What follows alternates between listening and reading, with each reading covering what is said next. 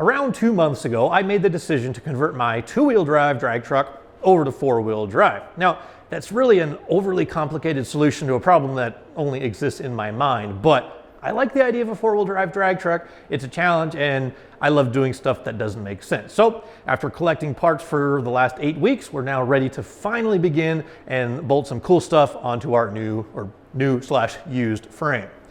Like I said, picked this guy up about 2 months ago. I already had to do a bunch of repair on the front end, and there's something I have to fix that's kind of important. So we'll get to that in just a second. But this is all the stuff that I want to get bolted onto the frame. We got some lightweight aluminum knuckles. We got some control arms, uppers and lowers.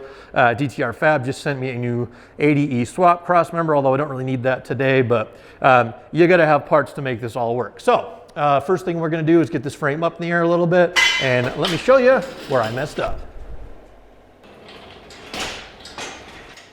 Going up.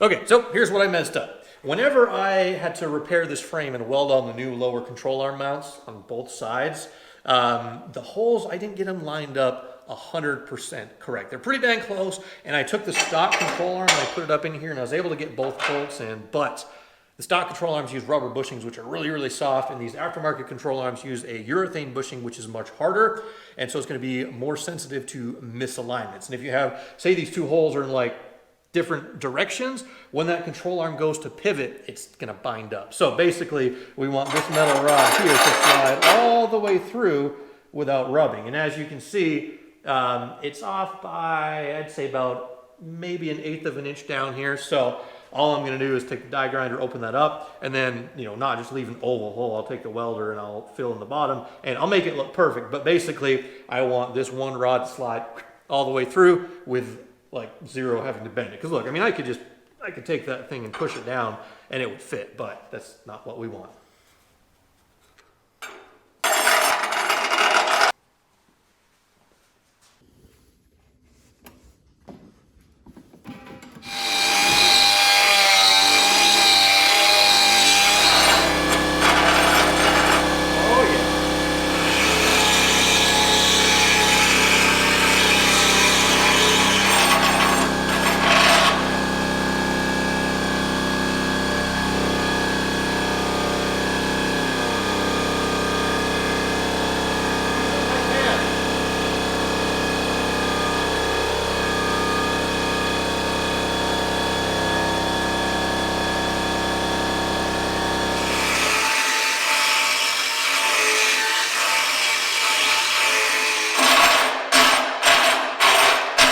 Simple as that.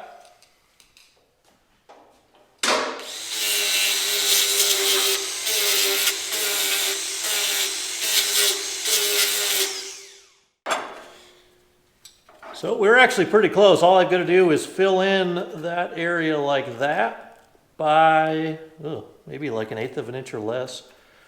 Not a big deal at all.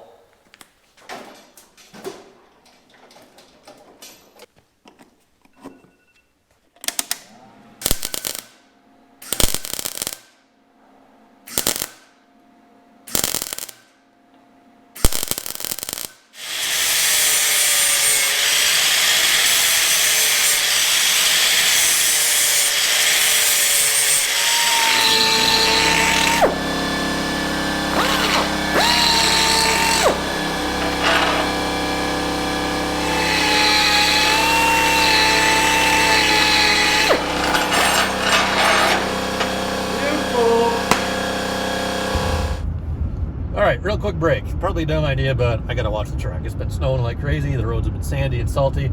I want to get that junk off the truck. So, real quick wash, then back to work.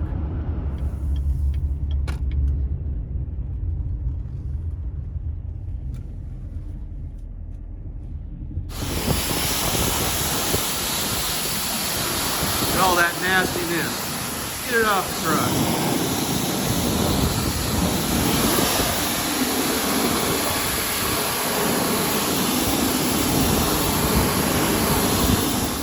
right, she's looking 100 times better. Got all that nasty sand and dirt and salt off there. That was the one thing that bugs me, is just having that stuff up underneath the truck. So she's clean, sort of, kind of, back to work.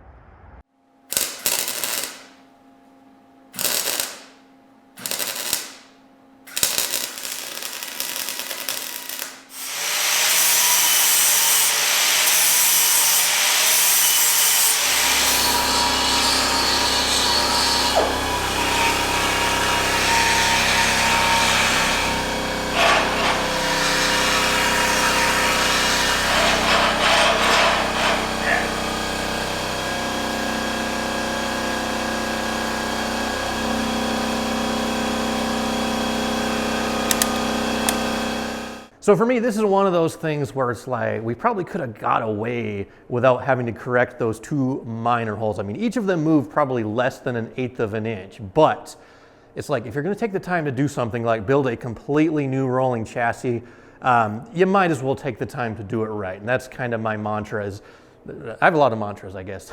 But if you're gonna do it, take the time to do it right as you possibly can. Don't accept shortcuts. Don't accept something that is not up to your standards.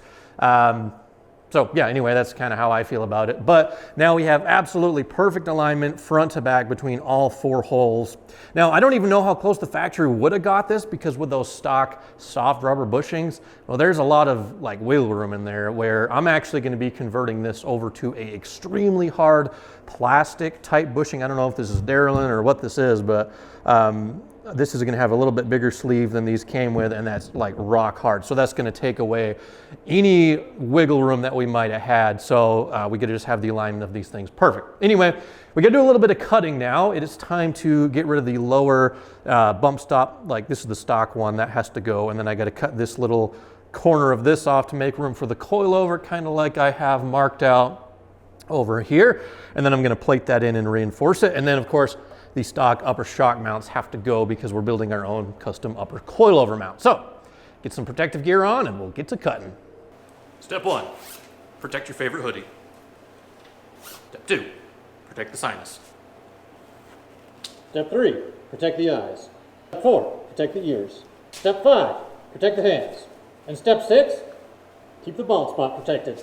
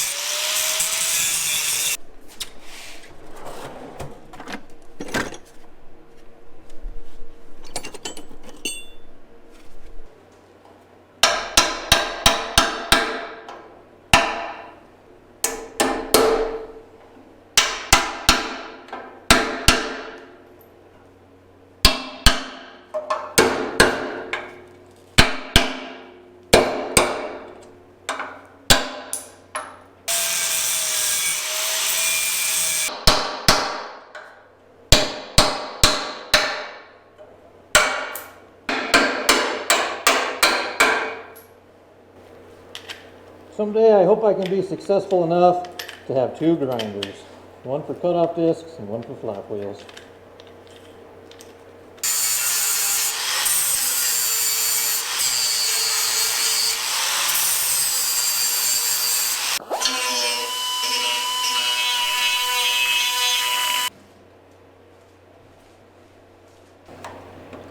Now, got plenty of room for the coilover.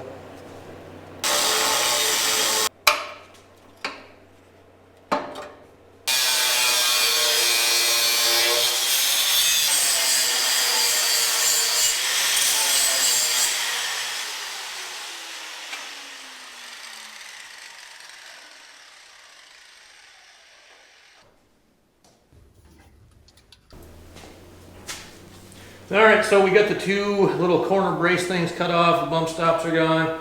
Now all we gotta do really is lower the frame down a little bit so I can work on it easier.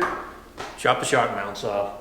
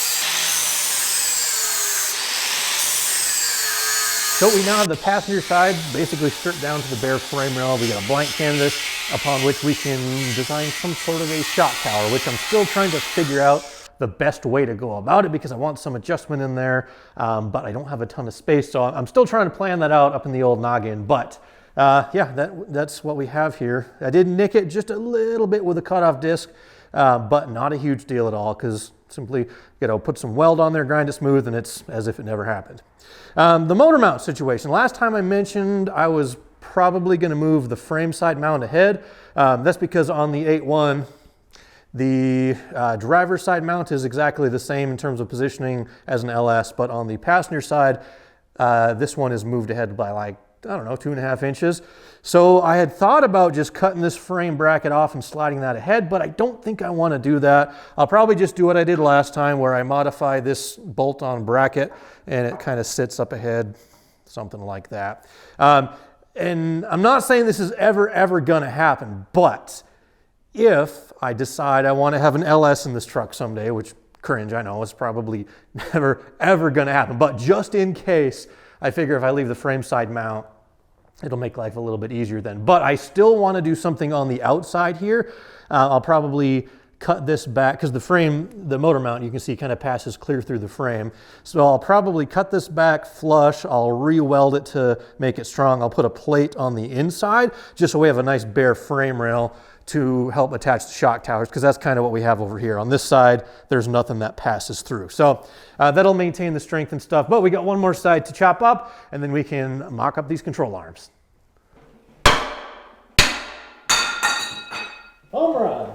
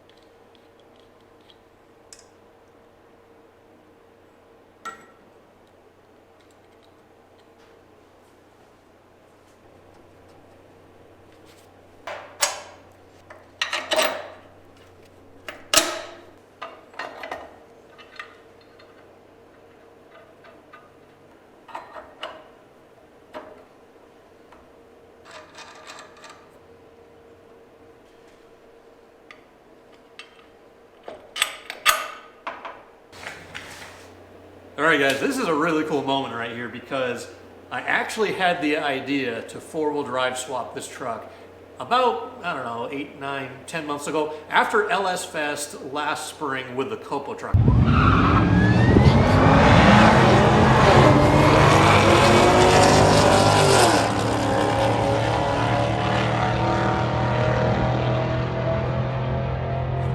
I had so much fun with that being all-wheel drive.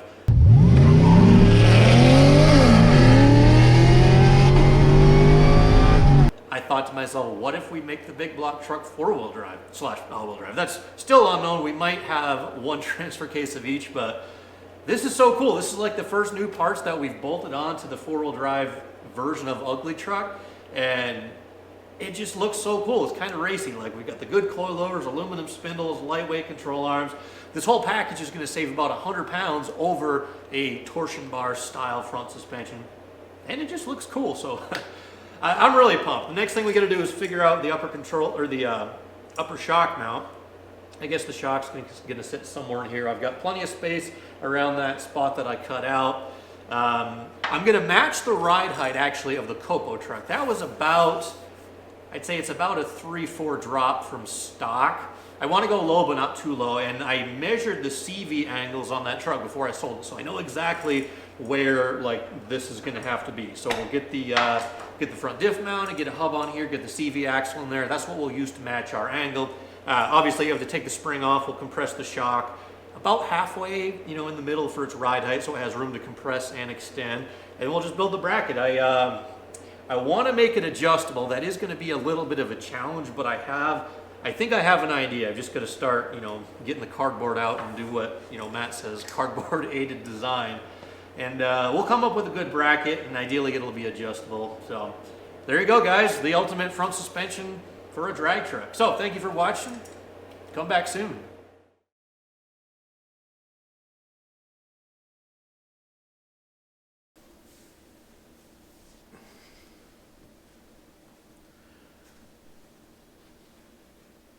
Hey Hoonigans, I'd love to be on this versus that when this is done.